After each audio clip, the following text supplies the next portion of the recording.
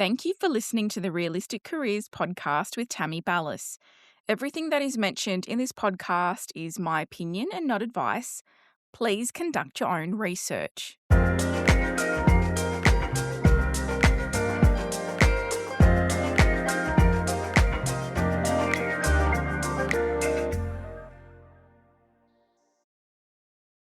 Today, we're talking about a subject that I'm an expert in, and that's what makes a good resume. And before we get into it, it would make me very happy if you could subscribe to this podcast so I can continue to provide career help to people in the Australian job market. So, what makes a good resume? That's the million-dollar question. As a recruiter and now career consultant and resume writer, my goodness, have I seen some shockers, but I've also seen some good ones. What you need to understand is that firstly, you are more than your resume, but your resume is your foot through the door to get an interview. And even when the job requires a video application, you still need a resume. So let's start with what makes a bad resume. Colourful resumes in my world are the devil. Even though they are pretty, even though you think they stand out for the wrong reasons. Firstly, they are incredibly hard to read. I want you to think about how you read an email. So your eyes are just reading text on the screen going down, and it's over fairly quickly. Reading a colourful resume is nothing like that. They have columns, they have information everywhere. It's not uniform. The only time when you would use a colourful resume, or what we also call a creative resume, is when you're in the media or marketing industry. And even then, if you're in the marketing industry, you need a colourful resume for marketing agencies, because the agency owner will be looking for your creativity, your graphic design skills and colour theory. For your corporate marketing jobs, you'll need a Word format resume. So unless you're in those two industries, don't touch the colourful resumes if you know what's good for you. Resumes with columns. There are heaps of free templates online that have resumes with columns, and like with the creative resumes, they are hard to read. Long resumes. Unless you're applying to a literature job, there is no reason why you need a resume that is more than 2 to 3 pages long for a normal everyday job.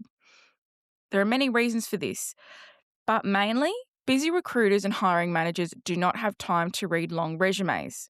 Experience that is usually more than 10 years old can age you and can lead to discrimination. And it also usually means that you've got useless information on there that isn't important. Which leads me to my next grievance, soft skills. Are soft skills important? Of course they are. They're important in a job interview, not on a resume. I understand that there are many articles out there where CEOs say that soft skills are important. However, remember, it is your job to get an interview, and your hard skills is what's going to get you an interview, not your soft skills. I want you to imagine this. You've got a resume in front of you for an administration assistant, and in the soft skills section, they've put team leadership, because this is what happens out there in recruitment land. When has an administration assistant ever done team leadership when there's no evidence of it on the resume whatsoever? It looks ridiculous. Profile statements and career summaries. No one ever got a job based on both of those. Your experience is what gets you over the line. I'll never reject a resume with a profile statement. However, people think that a profile statement is going to help them get a job, and it's not. Same with the career summary. Get with the times. It's not the 90s. Stop repeating yourself. You're not writing an executive summary to a uni assignment. It's just a resume. Hobbies. Bad resumes have hobbies on them. You're not a teenager. Take it off. I recently got in trouble on TikTok for saying this, but I'm the professional here and I'm speaking the truth to help you get a job. Hobbies will open up the door to discrimination. Take them off. Speaking of discrimination, take all things off like religion, profile picture, height, weight, home address, anything personal. And then just general stuff that we see every day like poor formatting, using different fonts, messy margins, spelling mistakes. That all contribute to a bad resume and will stop you getting an interview.